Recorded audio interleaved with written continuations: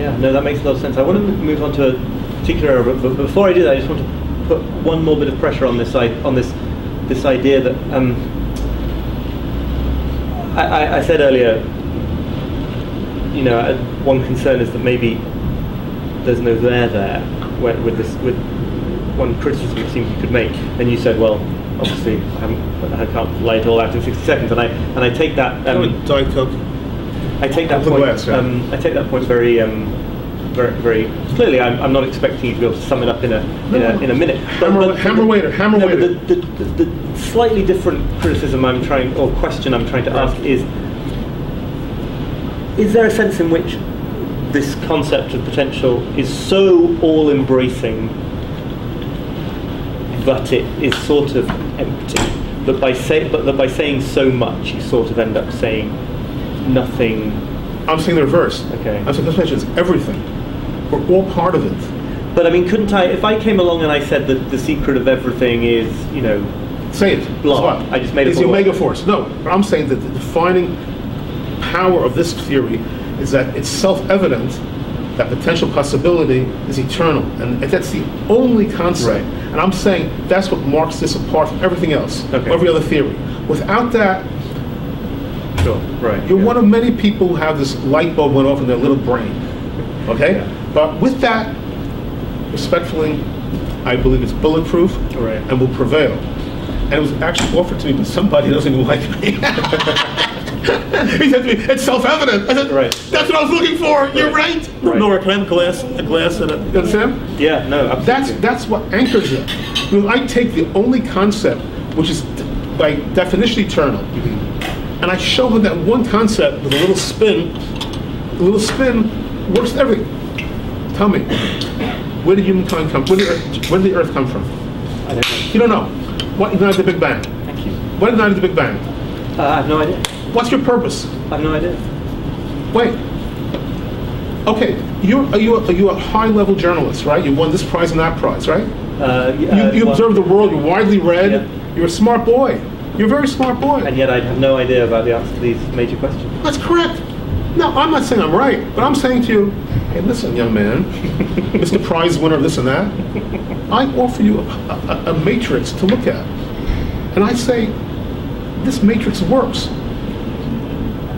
And not only does it work, it's uplifting. Mm-hmm. It's uplifting, it's uplifting, it's ennobling, it's empowering. And not only is it lifting, ennobling, empowering, it's unifying. Meaning if all part of this one great potential, and somebody cuts you off on the highway, maybe be a little less quick to go ballistic. We're all in this together. We're all part of a great cosmic journey towards potential. You hear what I'm saying? Yeah, on many levels, there are only positives here, any which way. Only every which way. It's one common denominator which works. It may be wrong, but you know what? But it works. And it works better than anything else. And not only that, I guess at the conference, a big conference on science religion at Bar in April 2012. Yeah. Focus on my book. Yeah. We asked, what is the competing metaphysics? Mm-hmm. What's the competing paradigm? That's a fair question. That should be your next question. So what's the competition? We want to know what's the competition. Yeah, what's the competition? There is no competition. You tell me. I'm asking you. You're a big-time journalist. You tell me what's the competition. You tell me. Let's hear it. Yeah, no, I mean... you don't know. String theory. String theory?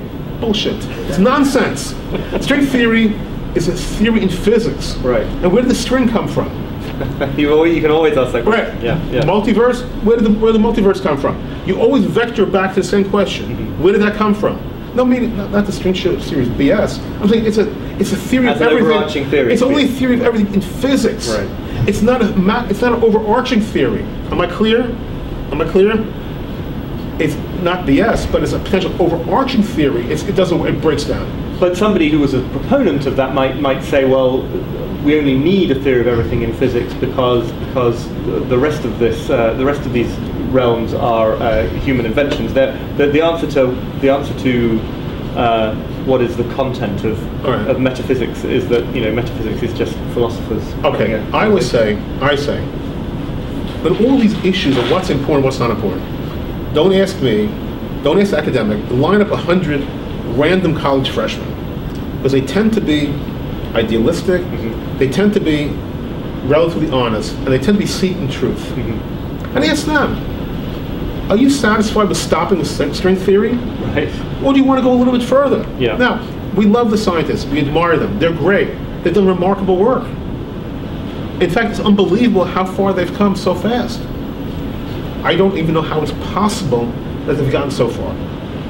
But remember, they are bound by experimentation. Mm-hmm. Yes, once in a while we ask them their opinion. They give their opinion. They make a mistake in their opinion. They get shut down. Yeah. But physics is bound by experimentation. I am bound by elegance, not by experimentation.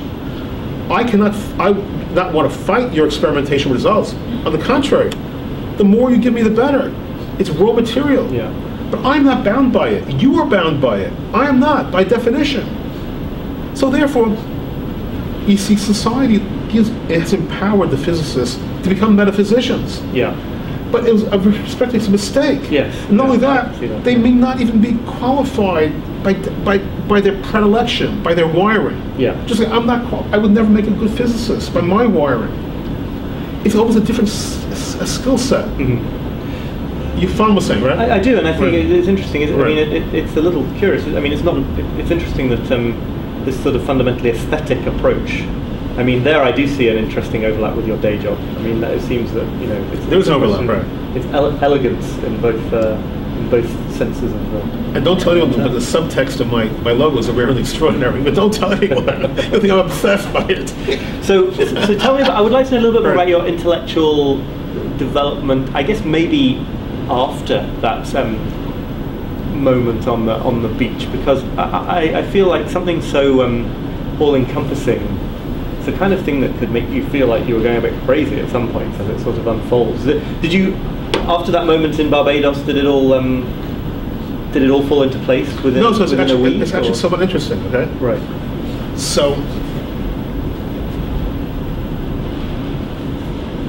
at first I said I had to get back to New York to a big library. If it happened today, the Barbados moment, I would go on Google. Yeah. But then you couldn't Google potential.